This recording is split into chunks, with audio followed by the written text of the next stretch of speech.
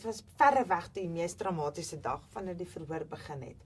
En ons almal het verwag dat hy baie emosioneel sou wees. Ek meen die tekens was van die begin af daar. Hy was eintlik nog die hele tyd baie emosioneel.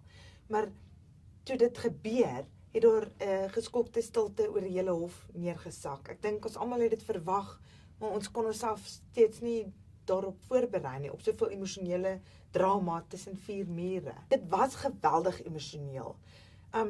Kyk, sonder om nou enige uitsprake te gee oor of sy weergawe geloofwaardig is en of hy 'n geloofwaardige getuie is, moet ek jou sê was die emosionele uitbarsting het baie oortuigend oorgekom. Dit was regtig waar rou emosie wat deur daai hof weer klink het. Dit was absolute smartkrete.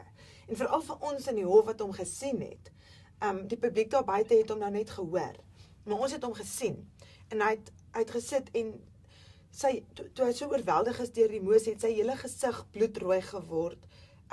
Die are in sy gesig het gebult. Hy het sy kop met sy hande vasgeklem en regtig geweeklaag. Dit was regtig intense krete van pyn wat deur die hof getrek het. En ek meen dit het die hele hof stil gemaak. En ek dink selfs die mees siniese joernaliste daar binne, of hulle hom nou glo of nie, of hulle nou dink sy weergawe is moontlik of waarskynlik of nie, was aangegryp deur die suiwer emosie van daardie oomblik.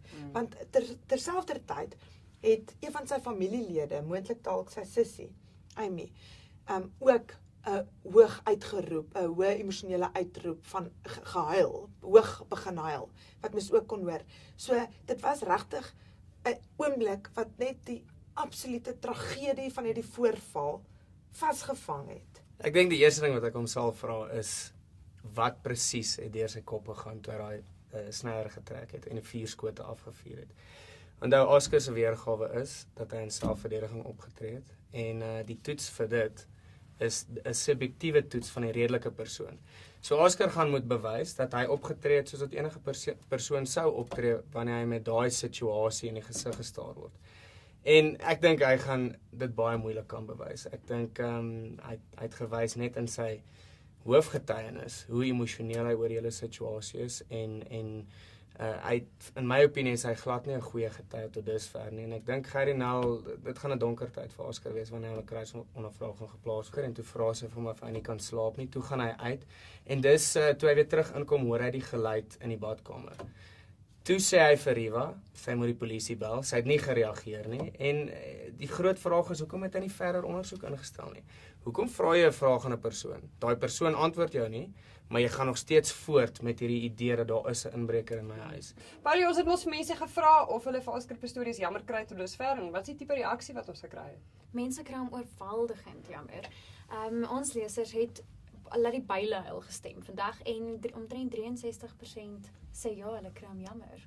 Die kloue het ook uitgekom op sosiale media, oftewel dis wat baie mense in Samantha Taylor se Twitter profiel ingelees het. Sy het natuurlik vandag 'n redelike omstrede tweet uitgestuur en toe dit later weer delete. Ja, dit was 'n fout. Kyk, daar skryf sy, last lines you get to tell, né? En dit is belangrik om hier te sien dat sy nie die Oscar Pistorius hashtag inskryf of Oscar self tag nie, maar ek het mooi gaan seker maak. Dit is in die tyd wat sy self wat Oscar oor haar getuig het en oor die eposse wat sy vir hom gestuur het en hoe sy hom verneek het, blykbaar glo, verneek het terwyl hy by die Olimpiese spele was. En hy het ons gesê hy het nooit weer met haar gepraat daarna nie en so aan. En toe kom die tweet toe nou.